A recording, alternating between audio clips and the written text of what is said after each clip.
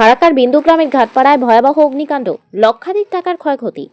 ফারাক্কা ব্লকের বেনিয়া গ্রাম পঞ্চায়েতের অন্তর্গত বিন্দুগ্রাম গ্রাম ঘাটপাড়া এলাকায় রতন হালদারের বাড়িতে ভয়াবহ অগ্নিকাণ্ডের ঘটনা।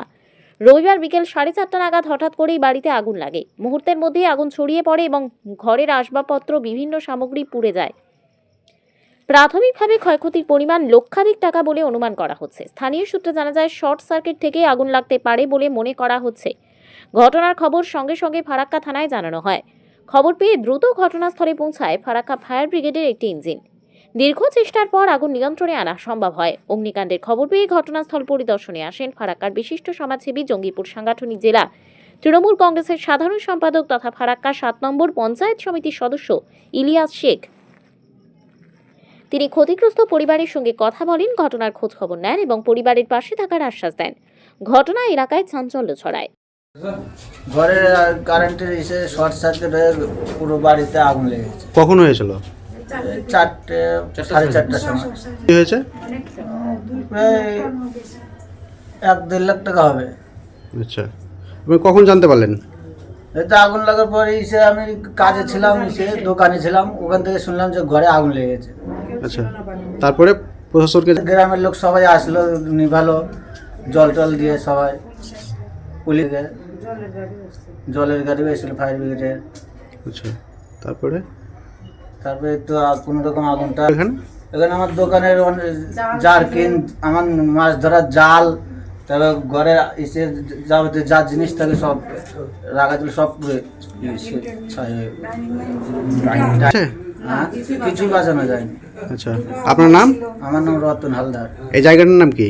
এই জায়গাটার নাম বিন্দুগ্রাম ঘাটপাড়া। এখানে আমরা তো দোকানে ছিলাম, আমরা জানি না কি হয়েছিল। ঘরে তালা মারা ছিল, তো পাশের বাড়ির থেকে সব লোক গেছে, আমাদেরকে জানাচ্ছে তোমাদের বাড়িতে আগুন লেগে গেছিলো।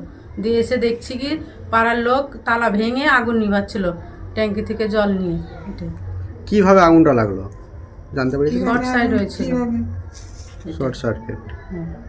কিরকম ক্ষয়ক্ষতি হয়েছে? অনেকটাই হয়েছে। আনুমানিক যা ছিল সব পুড়ে গেছে। 1 লাখ টাকার মাল ছিল। আর যা আমি দোকানে যা জিনিস বিক্রি কি করি, দোকানের কি সামগ্রী ছিল?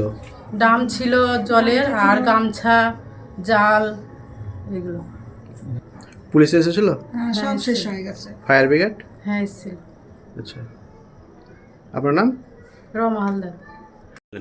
আমরা বিন্দুগ্রাম ঘাটপাড়াতে এসেছিলাম রতন হালদারের বাড়িতে। দেখলাম অনেক ক্ষয়ক্ষতি হয়েছে, সামান তো প্রচুর দেখলাম, সব ক্ষয়ক্ষতি হয়েছে, সামান ছিল। তারপরে জাল, অনেক টাকার জাল ছিল, জালও সব পুড়ে গিয়েছে। নতুন নতুন জাল ছিল, সব পুড়ে গিয়েছে। দাম ছিল 1 লাখ টাকার দাম ছিল। প্রায় 1.5 লক্ষ টাকার সব সামগ্রী মিলে 1.5 লক্ষ টাকা প্রায় ছিল, সব পুড়ে গিয়েছে।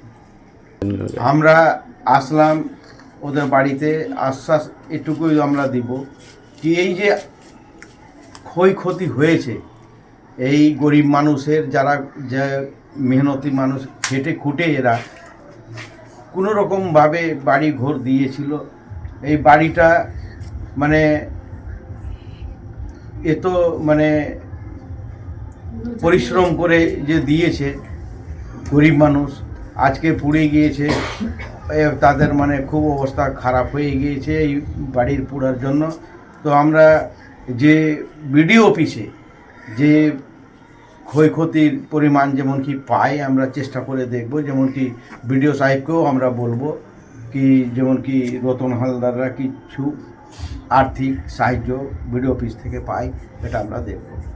আর আমরা সহযোগিতা করব, যেমন কি পাশে থেকে সহযোগিতা করব, নিজে থেকেও কিছু আর্থিক আমরা চেষ্টা করব কিছু দেওয়ার জন্য। এই জায়গাটার কোথায়? এই জায়গাটা বিন্দুগ্রাম ঘাটপাড়া।